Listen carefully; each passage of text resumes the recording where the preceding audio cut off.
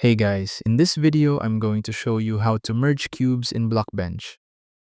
Merging cubes is useful when you want to turn multiple shapes into a single mesh for editing. First, select all the cubes you want to merge in the outliner.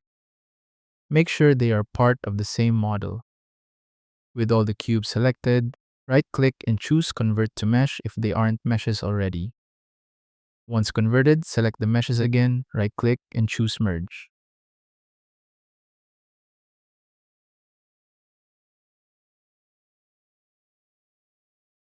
The cubes will now be combined into a single mesh object. Keep in mind that you can only merge meshes, not cubes. Only merge cubes once you're done adjusting their positions, since merging makes individual edits harder later.